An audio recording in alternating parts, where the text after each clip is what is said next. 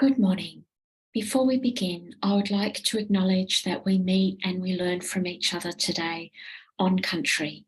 I'm coming to you from Gadigal land, where I live, work and write, and I pay my sincere respects to elders past and present, and I extend that respect to any Aboriginal and Torres Strait Islander people who may be here with us this morning. Good morning and welcome. Thank you for your company today. For those of you who don't know me, my name is Rachel Franks and I'm the Coordinator of Scholarship here at the State Library of New South Wales. And it's already March, and so we're already up to our March Scholar Talk. And today we're featuring Dr. Molly Duggins. Molly was our Merewether Fellow for 2022, and she's been studying colonial albums and scrapbooks within the library's collections and exploiting those materials to further her research on how art and collecting can help us with memory and capturing history, as well as little pieces of art that are all around us. She's going to be speaking today about colonial albums and a very important collector's chest. She has quite a beautiful presentation for us this morning. If you have any questions for Molly at all about anything that she talks about today or about her research, just use the Q&A feature in Zoom, and I'll be back at the end of Molly's talk to ask those questions for you. Thanks so much, Molly. Thank you so much, Rachel, for that lovely introduction. I'm just going to share my screen with you all. Give me 1 second. Here we go. So as Rachel said, my name is Molly. I was the 2022 Merewether Fellow, and I just would really like to extend a big thank you to Rachel and Richard Neville and the wonderful staff at the State Library of New South Wales. It's really such a privilege to hold one of their research fellowships. For busy academics like myself, it's just such a wonderful opportunity to get back into the types of research that we love to do. And that, of course, is the subject of my talk that I'd like to share with you today, which is entitled Major James Wallis's Album of Curiosities. But before I begin, I, like Rachel, would like to acknowledge the Gadigal people of the Eora Nation and pay my respects to their elders past, present, and emerging. I would also like to stand in solidarity with them and acknowledge that their land was never ceded. So please be advised that this lecture contains names and images of deceased people.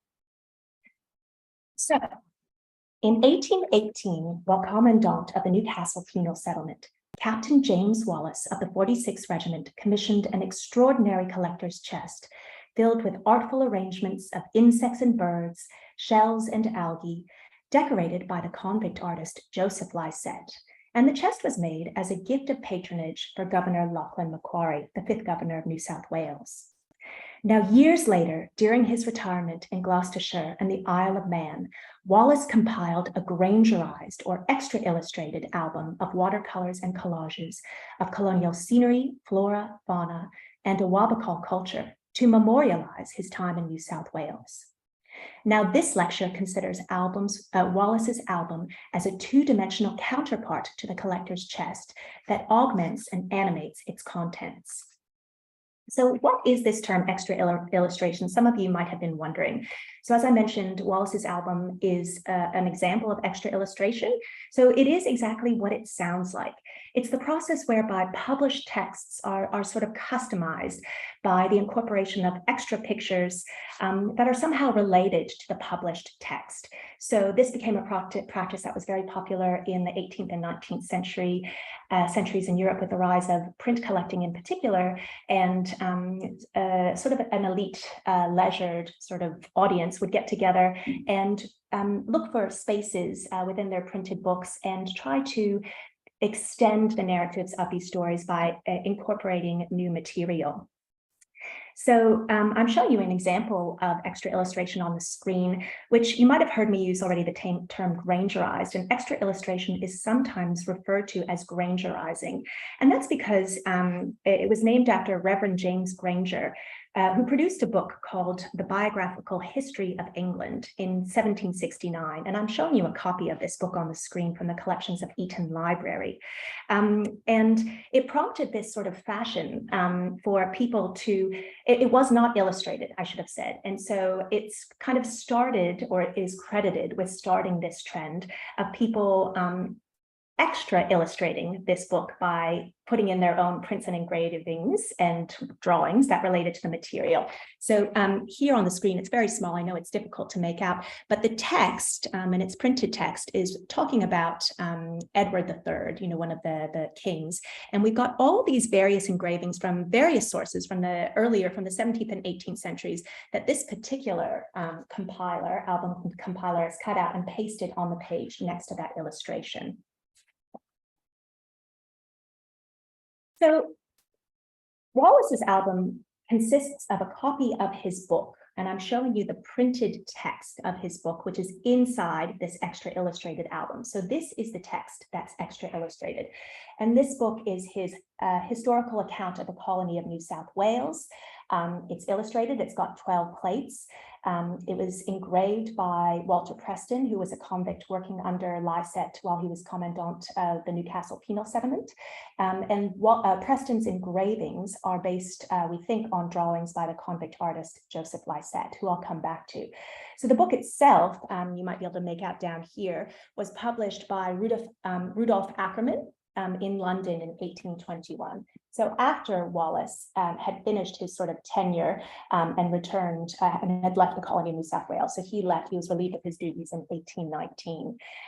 This is a cover of the extra illustrated volume, and I'll come back to these pictures that we think Wallis has pasted onto the cover. But you might be able to make out some inscriptions here that have been added to the title page of this work.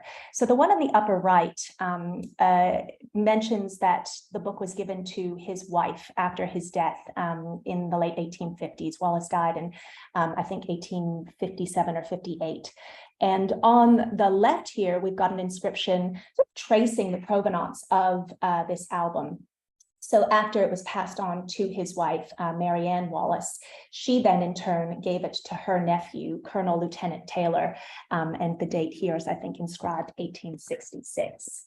And it's interesting, these sorts of inscriptions, when we're looking at albums, because of course they tell us about the afterlives of the album, as you can imagine. And I'll talk more about the genre of albums in a few minutes, but albums are mobile sort of artifacts that often change hands more than once, that kind of are passed on through families.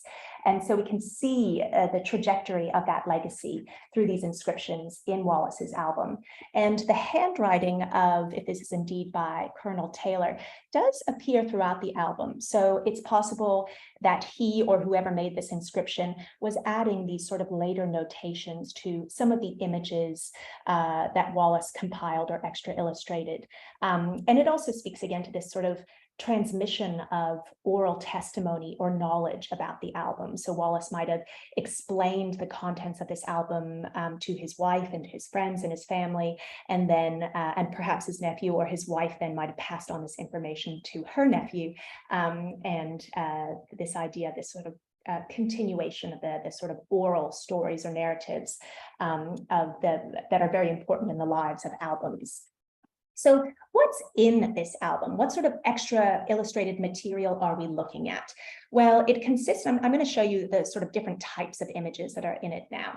So the first type is a series of pen and ink drawings, which we think are by Wallis. And I don't know if you can see my little arrow there on the screen, but these are examples of those pen and ink drawings. They appear at the front of the published text. So in the place of what we call the front fly leaves of the album. There's also a wonderful assortment of natural history illustrations, botanical specimens, bird specimens, for instance, also at the front of the album. I'll show you some of that in a little bit. And at the back of the album, there's this really interesting series of watercolors, presumably by Wallis, which show members of the Awabakal community, so the indigenous community in the Newcastle, Lake Macquarie region. And I'll come back to that as well.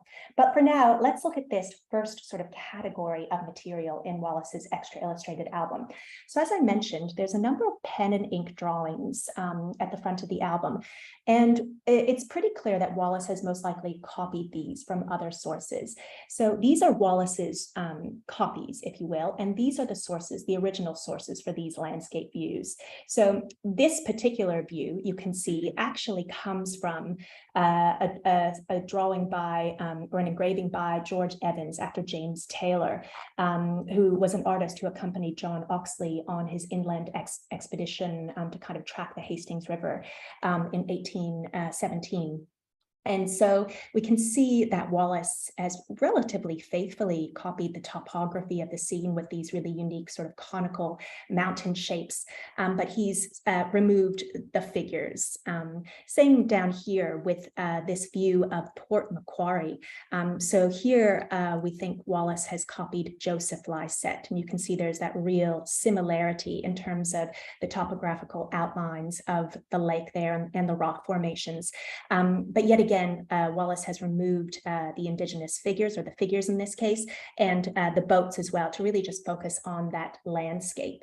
And so this is interesting. If Wallis was sort of working from these published illustrations to make these drawings, his own pen and ink versions, they would have had to been made after he left the colony, because both Oxley's account, in which Evans' engravings appear, and Lycett's work weren't published until the 1820s. I also just want to show you very quickly, there's these, this is just a zoom of a close-in, if you will, of the little captions. Now these are cut out, pasted in captions or inscriptions for Wallis's drawings. They're handwritten. He's used, as you can see, a very fancy script. And I think this sort of speaks to his consciousness or awareness of the fact that he's extra illustrating his text, because he's including the sorts of inscriptions and the style of inscriptions that would appear in published versions of books. And I just wanted to show you, so this is that Port Macquarie scene that we've looked at with Wallis's handwritten inscription here. And down on the bottom here is a published plate of a corroboree that appears in Wallis's historical account, his narrative that's in this album that we're looking at. Here is the engraved inscription for that scene. And you can see it's similar. Wallis perhaps could have been looking at this. He uses the same language, for instance. So it's quite unusual by this point in time, in the late 18-teens, early 1820s, for the term New Holland to be used. New South Wales was used much more commonly, and indeed you can see it's also included in this inscription here. But Wallis is perhaps, sticking with this earlier old-fashioned sounding, perhaps more exotic sounding name, New Holland, in his personal hand inscription, and the style of the text too. So this sort of italic style, an Italian style, are scripts that would have been very familiar. The art of handwriting, sadly, is past its prime. I think we can all safely say.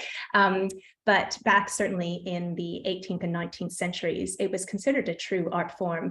And I'm just showing you an example here of the frontispiece of a volume by George Bickman called The Universal Penman, or The Art of Writing, which you can see it says something like made for the use of the gentleman and the man of business and things like that. And it includes examples of all these sorts of types of fancy script that Wallis was clearly proficient in and would have been using.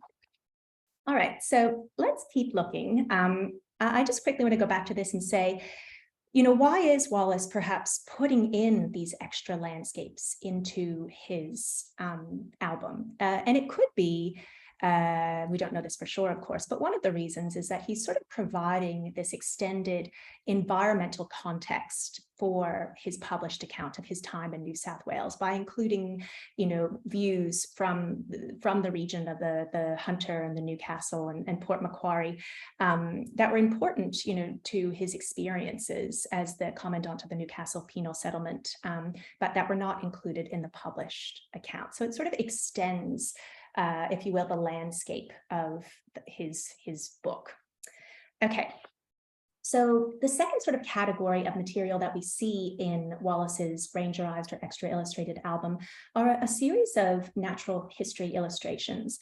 So we've got a number of botanical illustrations in watercolour, and I'm just showing you an example here of the lily pilly and the gardenia, which you can see on the page here. The inscription is in, we think, presumably Wallis's hand. Thankfully, it's always a boon or a gift to any researcher when your research subject has very neat handwriting, as we've already established.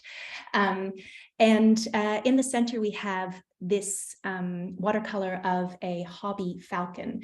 And very kindly, Anthony Gill, who's the curator of natural history at the Macleay Museum Chowchak Wing, the University of Sydney, has been kind enough to go through and help me identify these specimens in the album. So this is a hobby falcon here. Now, I just want to, oh, sorry, I forgot to just mention this little detail over here. And I just wanted to show you that these drawings are in fact cut out and pasted into the album. And that's very clear when you look at this picture here. You can see the very sort of fine scissor work or knife work that Wallis, or perhaps his wife, or we don't know who would have cut these out, but they're collaged into, they're cut out and pasted into the pages of the album. And the same goes for the falcon here. I should also mention, you can see here a little inscription next to the bottom of this specimen, which says Lycett. And indeed, it seems as if a number of these natural history illustrations in the album can be attributed to Lycett. And Lycett was a convict. He was a miniature painter and a china painter from Staffordshire, and he was unfortunately convicted of forgery, sent over to New South Wales, and then accused of forgery again and sent from Sydney to the Newcastle penal settlement, which was a place of secondary punishment. And there he encountered Wallis, and Wallis very quickly realized that he had an artist of considerable abilities on his hands here, and relieved Lycett of the more onerous labor, physical labor, manual labor that many of the convicts were forced to do, and instead used Lycett to record and visually document the colony and its natural history. And so Lycett had a very interesting relationship with Wallis. And again, the inclusion of these specimens in Wallis's album is interesting. He doesn't have any prints of, botanicals in his published text. It could be, again, that he's sort of extending the scope of that published volume in his album.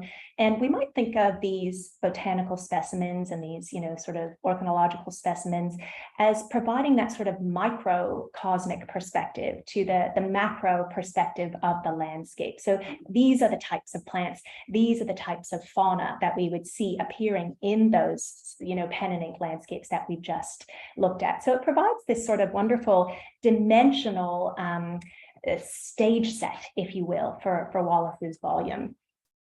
Okay, so I want to now turn from the front flyleaves of the album to the back flyleaves. And so these come after Wallis's published account. And there's a number of watercolor landscapes also by Lycett, some of which served as the basis for the engraved plates in Wallis's book. And this is really quite significant. When this grangerised album was acquired by the State Library, and I think it was in around 2012, it was a pretty major acquisition because it enabled scholars who had been looking at Wallis's book and the chest, which I'm going to get to, don't worry, and thinking about the role between Lycett and Wallis and who really was the artist of the images in his book and the images in the chest. And it helped sort of solve that mystery in many ways. And the way that it did that, or one of the ways that it did that, is outside of the sort of stylistic differences. So this, sorry, I should have said, this is a drawing, a watercolor landscape from the back of the album, sort of the fly leaves of the album that Wallis or the compiler has pasted in. And here we have the published version of this drawing, which appears in his published account, an historical account of the colony of New South Wales. And you can clearly see that the engraving is based on this original watercolor. There's a few minor changes. I mean, this couple, that's promenading along the harbour, surveying the view, has been removed, but we still have this lovely little detail of this gentleman, or this person sitting here, who's drawing, who's sketching, which is perhaps a little nod to the artist themselves.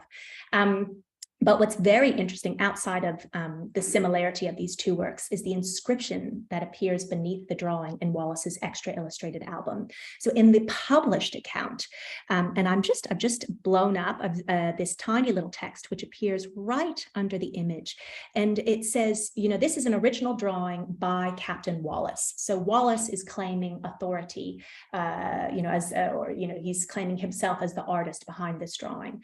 But in his album, instead, the inscription says, drawn by a convict. Now, it is important to note that this doesn't appear to be in Wallis's hand, this inscription. It does appear to be in that later hand, possibly Colonel Taylor.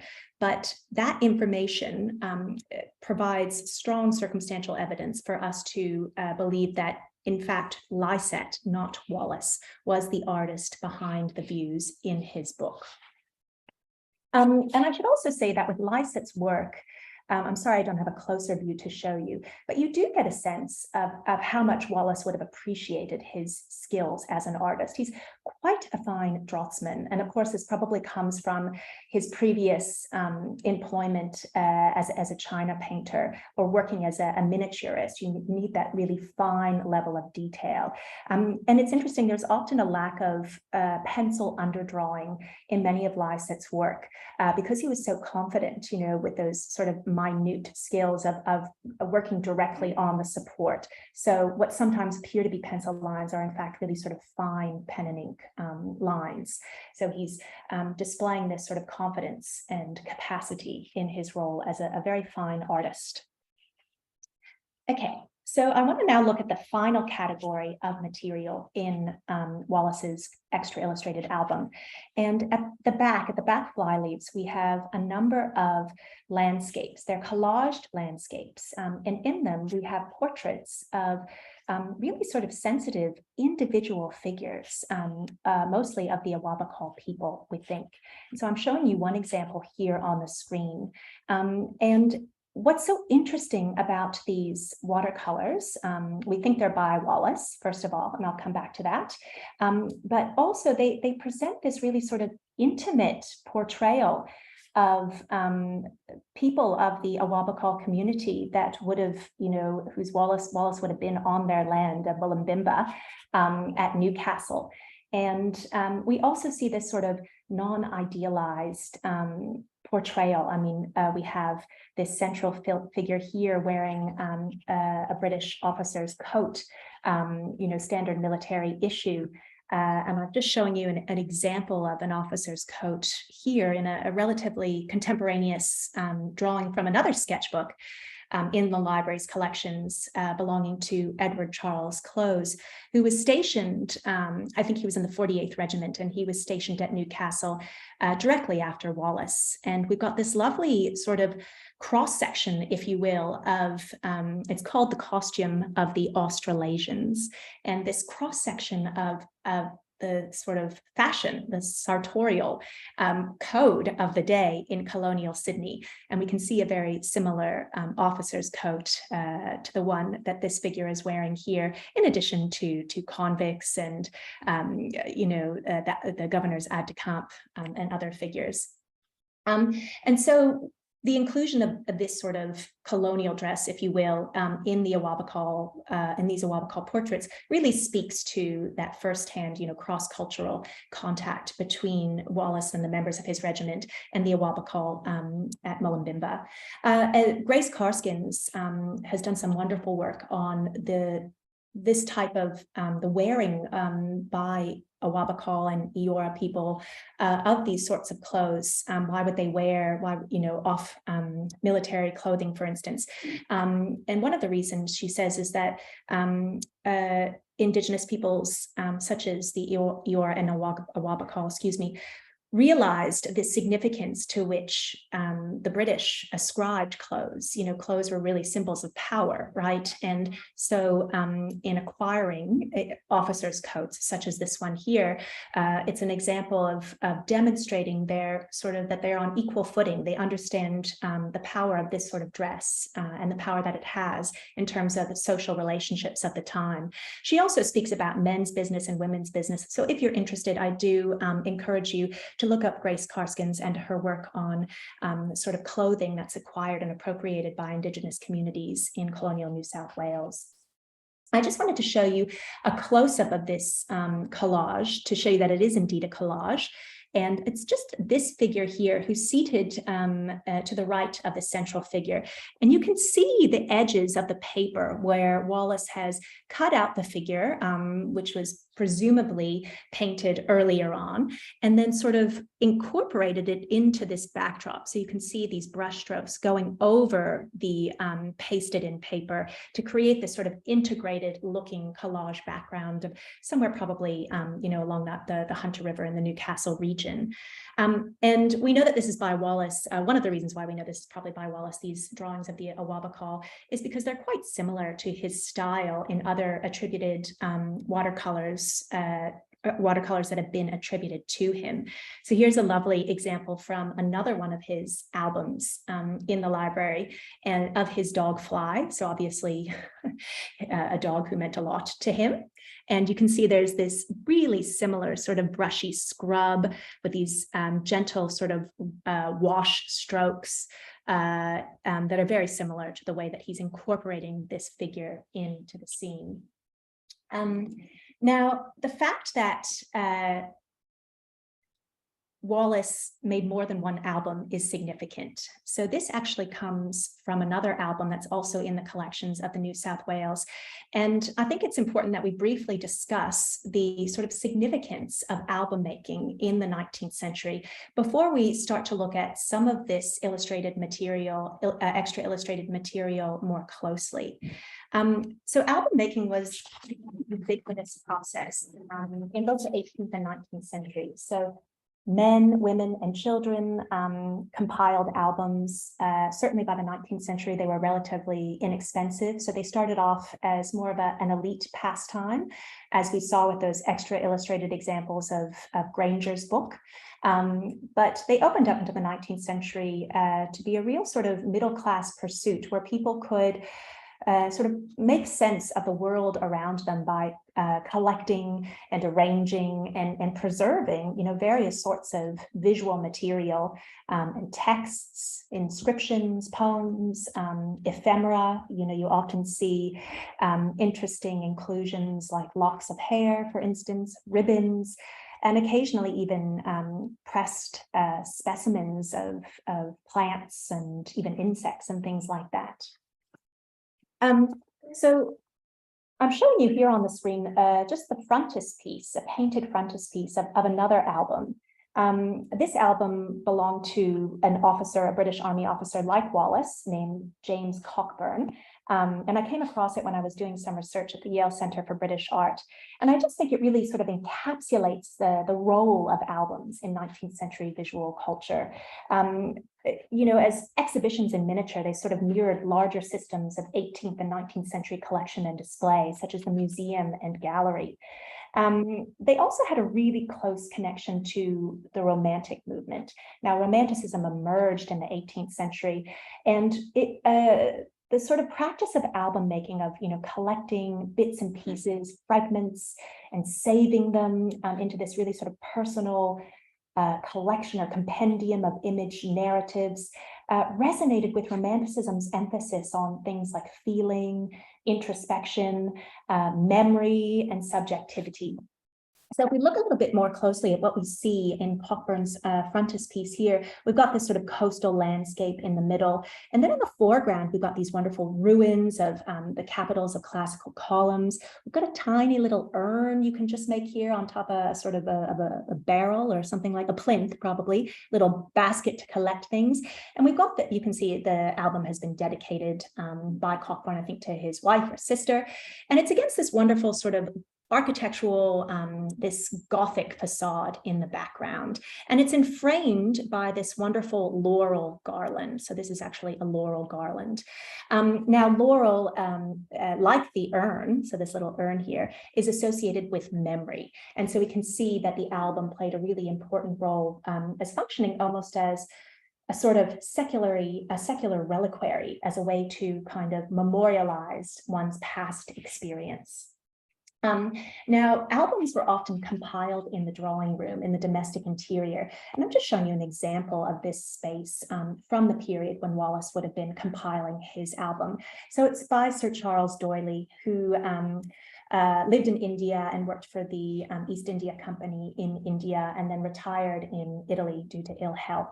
And we can see that this drawing room is really a sort of, first of all, it's a social arena. So the domestic interior had public and private spaces in the 18th and 19th centuries. And the drawing room really was a public arena where the families, friends, and acquaintances would come and gather.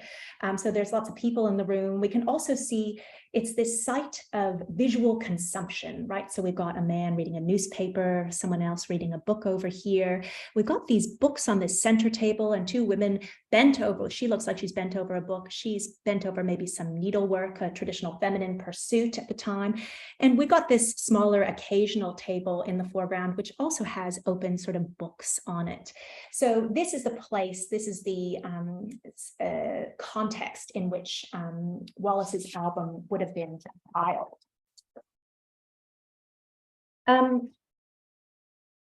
Within this sort of social arena, albums operated as these sort of performative artistic mediums. And this is a really important point.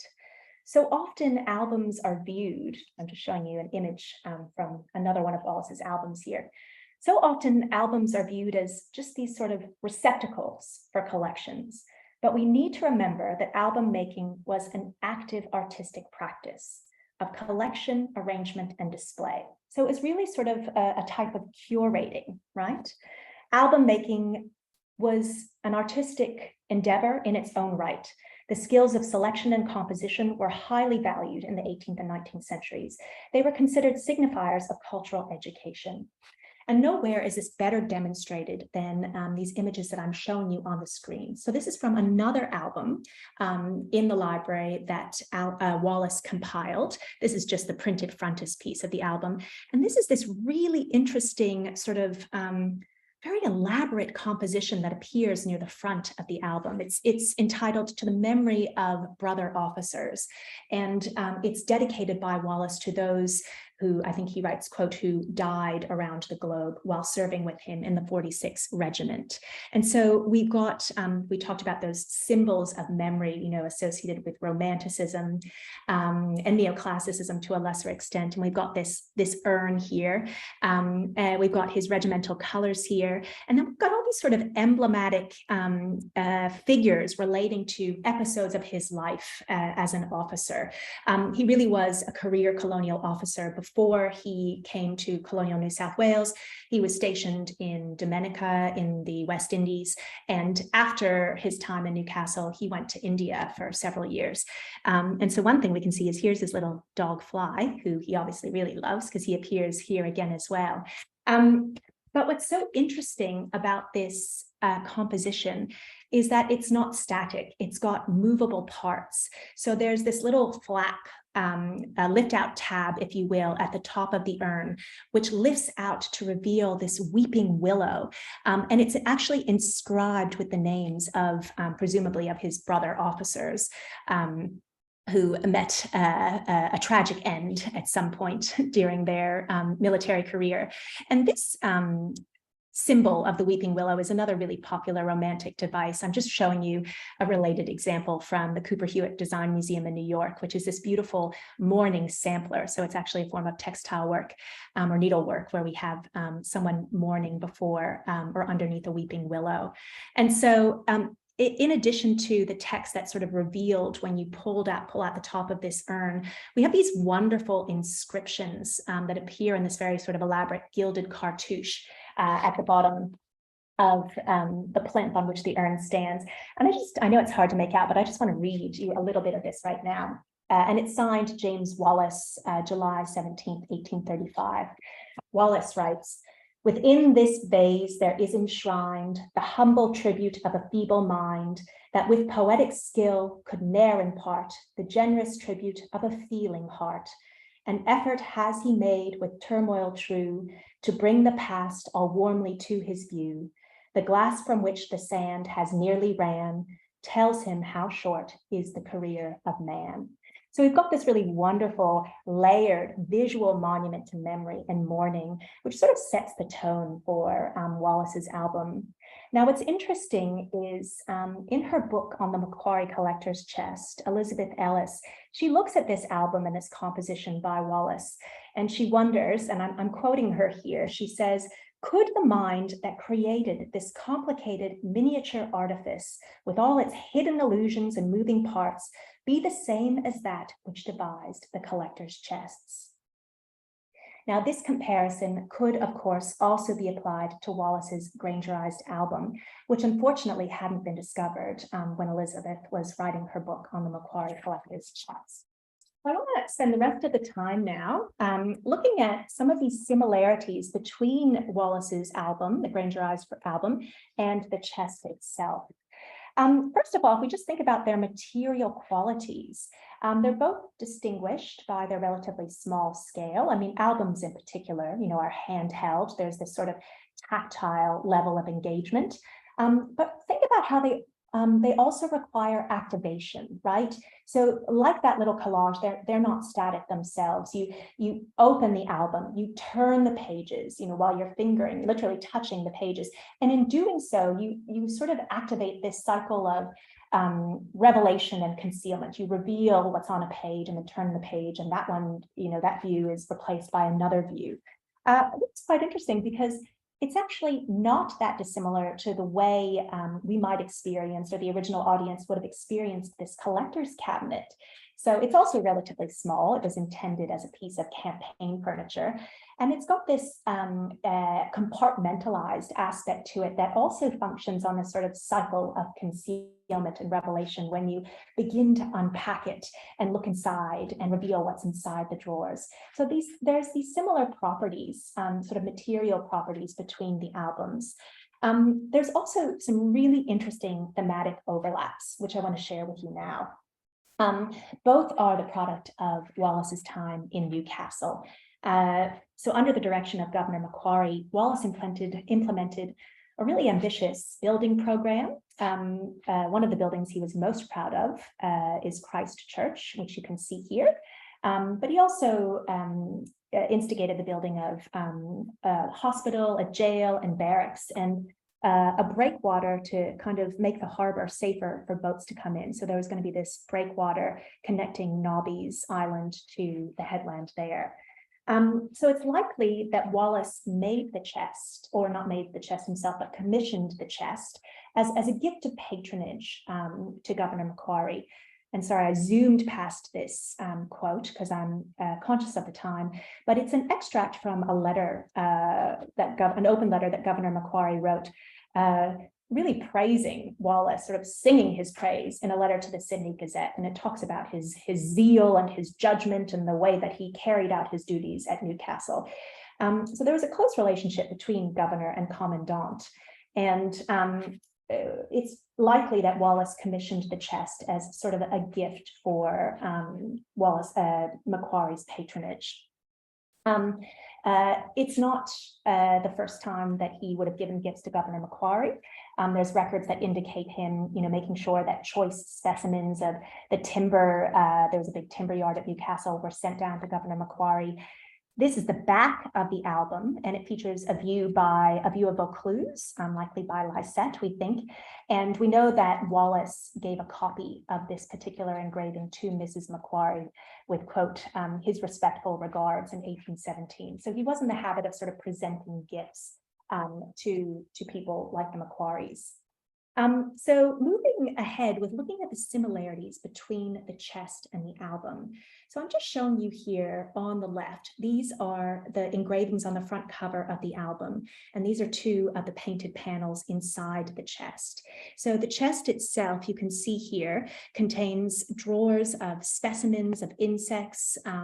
There's drawers inside with specimens of birds. There's also shells and algae. And there's a series of painted panels which have these sort of natural history specimens in the foreground and landscapes of Newcastle in the background. And those are attributed to the convict artist, Joseph Lycett.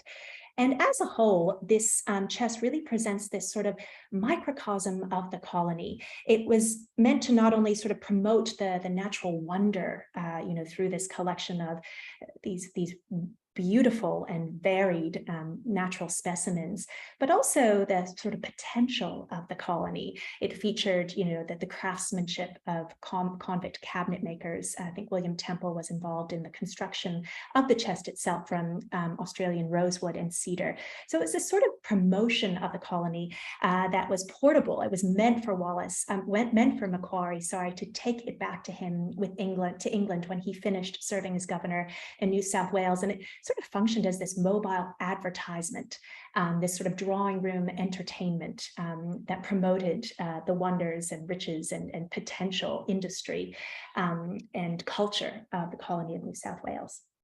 So going back to the similarities between the album and the chest, it's clear that these paintings from the chest are based on these engravings. Now, these are copies of the engravings in Wallis's book. They're some of the 12 engravings that were published. So the pair of kangaroos and pair of swans. But what I also love, which is so interesting, is this lovely little detail that Wallis has included this sort of gilded fancy paper to surround, to frame these engravings. And it's similar to the gilded banding that was used in the chest. Even the beveled corners of this paper frame of the kangaroos kind of imitates or echoes the beveled edges of the painted panel on the chest.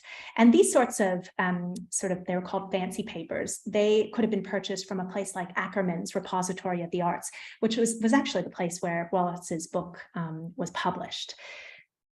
So another probably coincidental point, but I'll show it to you nonetheless, is that the orientation of these views on the cover of Wallis's album matches their placement in the chest, in the sense that the kangaroo appears on top of the swans.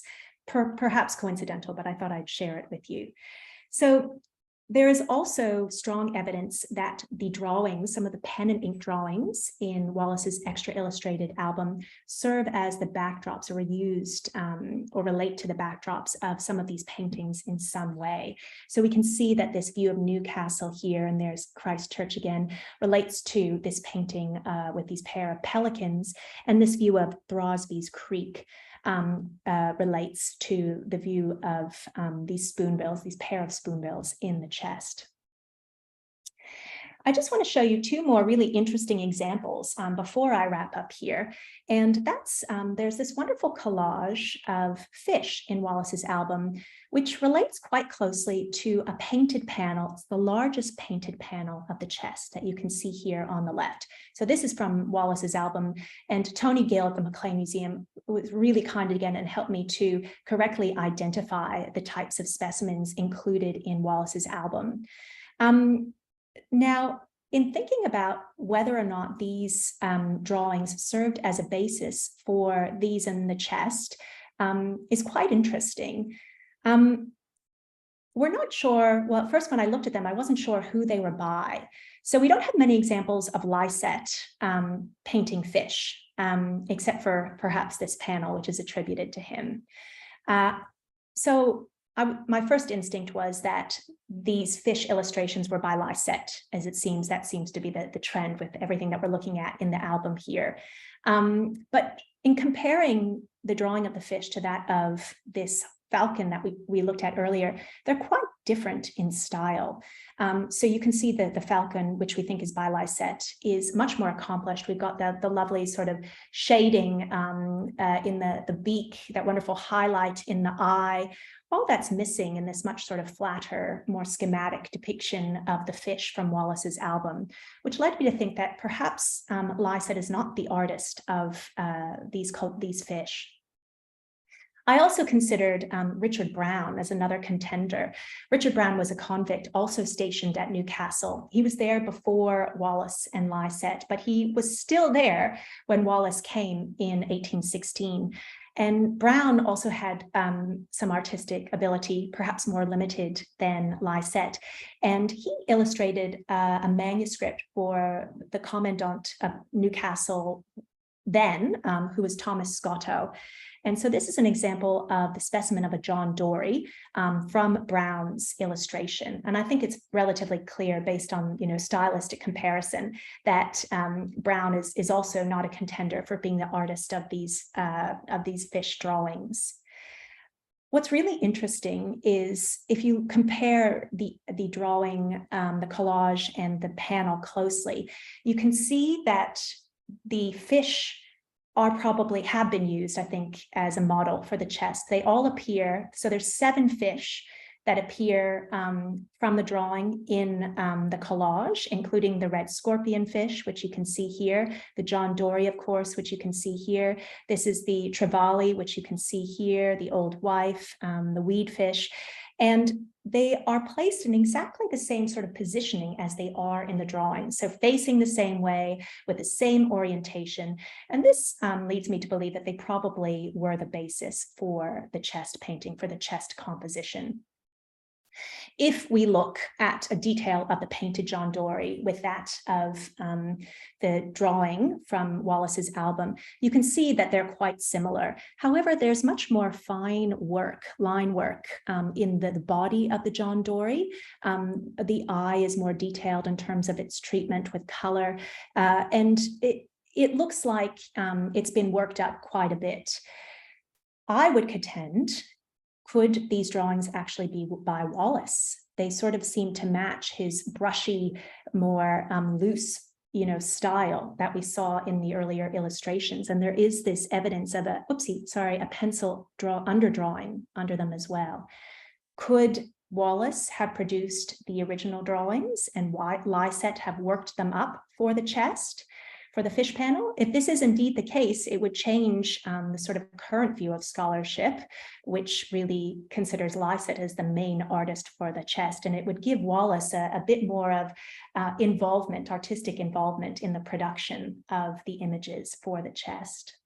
So there is another piece of evidence that supports this claim that I'm making, and it has to do with those images at the very end of the chest. And I'll wrap up here by showing you some examples. So this is a page at the back of 5 standing Awabakal figures who extraordinarily have all been named, and I'll come back to that in a second. I would contend that these drawings, which are by Wallis, they're inscribed in Wallis's hand, serve as the basis for this illustration, which has been attributed to Lycett. And I'll show you what I mean. First of all, it has been the case in the past that scholars have thought Wallis's plate, this is from his illustrated account of New South Wales, is based on Lycett's painting here, which is also in the State Library of New South Wales. So this wonderful scene of a corroboree. But as art historians like John McPhee have noted, there are several differences. I mean, outside the fact that both the painting and the engraving or the book illustration occur at night, and there's this sort of prominent skeleton tree or tree with no leaves in both, they are really quite different. So we've got no noticeable background in Wallis's engraving. Here we've got this really clear view of Signal Station and Nobbies in the background. We also have much more going on in Lycett's version. We've got multiple sort of gatherings. We've got what's known as a tooth evulsion ceremony. Shane Frost, who's a descendant of the Awabakal of Newcastle, describes it as this really important initiation rite for young men. And the fact, of course, that Lycett would have had access or knowledge of this ceremony is quite intriguing. He obviously was granted really intimate contact with the Awabakal. But rather than having all these gatherings, we've got this sort of singular corroboree happening in Wallis's plate. So it's pretty clear that this engraving from Wallis's book is probably not based exactly on Lycett's corroboree painting. In addition to Lycett, Wallis had a really close relationship with members of the Awabakal. So I'm showing you another page from his grangerised album. And here we have this wonderful sort of double portrait of Burragon, who is often called the chief of the Newcastle tribe. As Shane Frost describes him, he was an expert warrior and fisherman. And we have a portrait of his brother Dick beneath him. And they're flanked or sort of inscribed with these collaged botanical specimens, creating this wonderful sort of sentimental inscription, which speaks to Wallis's romantic inclinations. And I've just included two extracts from Wallis's writings, which are an incredibly intimate record of his relationship, in particular with Burragon. And these are from a manuscript that's attached to his other album in the State Library. And he writes, these are scenes in all our lives to which we turn back to with pleasurable, though perhaps with a tinge of melancholy feelings. And I now remember poor Jack ministering to my pleasures, fishing, kangaroo hunting, guiding me through trackless forests with more kindly feelings than I do many of my own color, kindred, and nation. And this is, of course, really extraordinary when we consider Wallis's earlier involvement in the very brutal punitive raid, the Appin massacre of 1816. So he clearly enjoyed this very unique relationship with the Awabakal and Burragon in particular. Later on in the manuscript, he writes about Dick here. He says, Dick was a shrewd, active fellow, but wilder and more untamed than Burragon. He appeared drowsy and fatigued as I copied his face, faithfully though without art. And this is interesting because Wallis here is perhaps alluding to the fact that he did indeed paint a portrait of Dick. So I want us to keep that in mind when we look more closely at this scene. So we've got 5 portraits of the Awabakal here, which, as with those earlier collages, have been sort of reintegrated into this Newcastle background. So we've got Burragon here. We've got someone called Nereng Dal. We've got Trimmer. And Wallis has indicated that he's in full warrior dress. This figure is Walker, and this figure is Nereng Wojek holding a shield. And then in this other hand, so not Wallis's hand, it says that these figures of the natives are all drawn by Captain Wallis, and these natives all sat for their pictures. So again, this idea of attribution perhaps to Wallis based on these inscriptions. We know that Wallis had access to corroboree. Indeed, he organized one for Governor Macquarie. This is just an excerpt from Macquarie's diary speaking about Burragon and his clan coming and performing the 6th of August, 1818 at Newcastle. And in the published text that from Wallis's book, he describes in detail the types of body decoration that Burragon and the other Awabakal would wear for this sort of performance and social gathering. And he also states in this text that all the principal figures are from original portraits. So again, this is Wallis's published account of the plates in his book. And there's this assertion on his part that they're based on portraits. And he says that the tall figure laughing on the left, this is Burragon here. Now, it seems to me that this is Burragon here. If you look, there's a really close resemblance in the positioning of the body, the facial features, And I'm wondering if, like with that fish panel, if it's a possibility for us to consider whether or not Wallis might have done an original drawing and given it to Lycett to work up into a more accomplished, finished composition. Wallis wasn't so good at background and perspective. He was a really amateur artist. Lycett was much more adept at this. But it doesn't end with Borogon. I think we might be able to say that the figure of Walker is this figure here. Note the clasped hands, the bent knee. The figure of Trimmer is perhaps the most different in terms of the body positioning, yet we still have this same twist of the hip with the one leg extended forward and the sort of awkward contrapposto, the holding of the shield, the very similar hairstyle and headdress. The resin of the xanthorrhea tree would have been used to hold the hair up this way, similar body markings. So it is possible that this drawing by Wallis is a basis for Lycett. And finally, the figure of Narang Wojcik, this figure over here, holding a shield, bears a really, really strong resemblance. So I want to conclude, I know I've gone very long and you've indulged me. I want to conclude by just finishing up by showing you representations on the chest of Indigenous figures.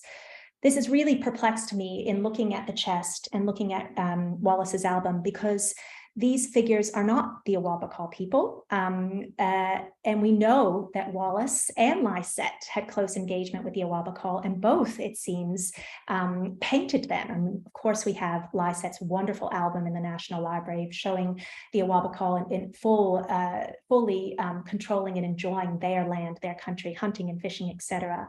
But instead, what appears in the chest are these copies.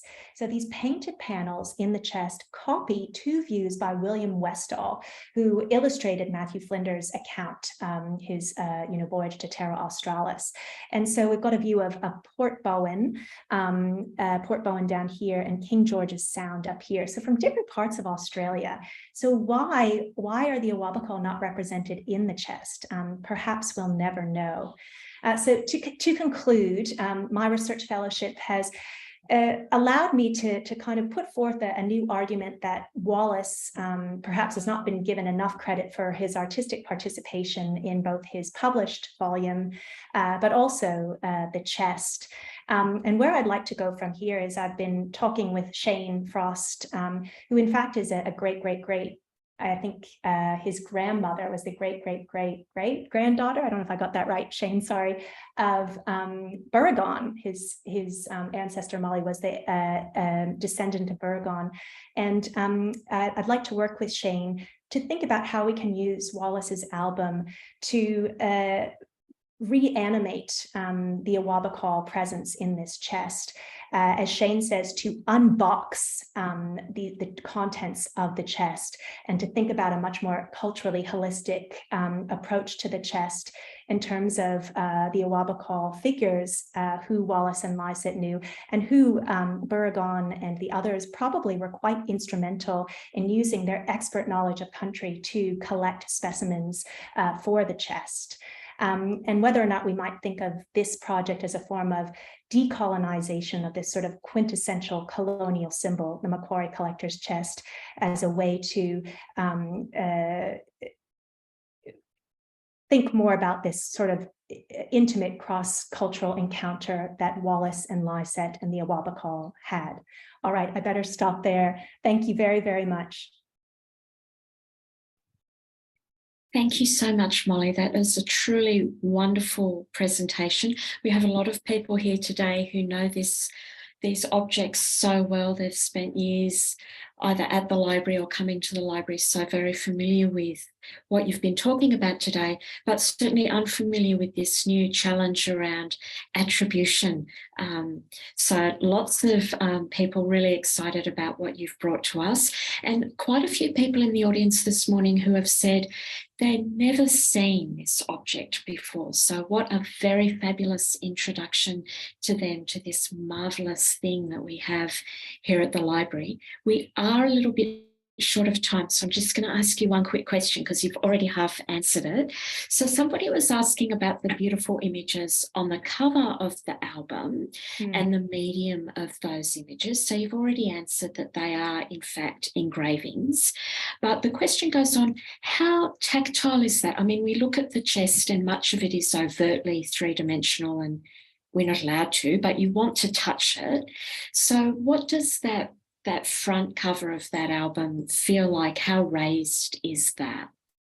Yeah, that's a lovely question. Well, it is relatively two-dimensional, I should say, but it's a hand-colored engraving. So the engravings have been hand-covered. You've got this sort of marbleized cardboard board, if you will, and then the spine is leather, and that's raised and embossed. But with those wonderful sort of gilded paper frames, if you ran your hand across it, which of course I'm tempted to do but haven't done, it does have a bit of a tactile surface. And so, you know, you would feel that as you are holding the album in your lap and opening it up and turning the pages, which of course I didn't do either, hold it in my lap, but would have liked to. So there is an element of tactility, and I think we often forget that when we're looking at what seems to be ostensibly two-dimensional material. And the fact that it's small and meant to be handled only increases that sort of tactile agency of it. It's such a wonderful topic, and there are lots of questions about the evolution of the album and if albums became much more collaborative. Someone specifically commenting on that wonderful image of the drawing room and that visual consumption that you mentioned was going on there, or whether we jealously guarded and did our own albums. So there's obviously a lot of work for you to do, and we'll be promoting Molly's work as it's released. There's a journal article you said that's coming out, there's a book chapter, and there's a book. It has to be a book, Molly. So before I thank Molly Duggins, a quick advertisement for our next Scholars Talk, which will be 11 o'clock Tuesday, the 4th of April.